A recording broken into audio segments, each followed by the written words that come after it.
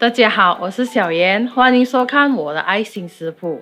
今天和大家分享一款食材简单又能补气血和驱寒祛风的黄酒鸡蛋面线。天气冷的时候吃了金加爽，又很方便料理哦。我们一起来制作吧。用到的食材有1茶匙麻油、1茶匙盐、40克老姜、100克黄酒、6块面线、2粒鸡蛋、5克黑木耳，然后用热水泡发黑木耳，大约10分钟这样。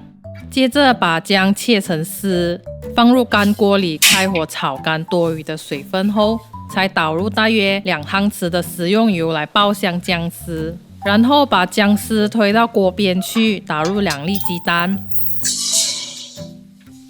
将鸡蛋煎开且煎开香，再倒一点黄酒去炝锅，接着就倒入大约1公升的清水和黑木耳，煮滚后转中火煮15分钟。看看家里熟睡中的小猫，很粗鄙哈。最后就加入黄酒、盐和麻油，滚一滚就好了。烧开一锅水，加入面线，滚一下就可以起锅了。也可以直接放进汤里面煮，看你喜欢怎样的口感咯。黄酒鸡蛋面线好咯，撒上葱花就可以享用了。早上下雨的话，煮一碗来吃，包你元气满满哦。喜欢我们分享的话，请给个爱心哦，拜拜。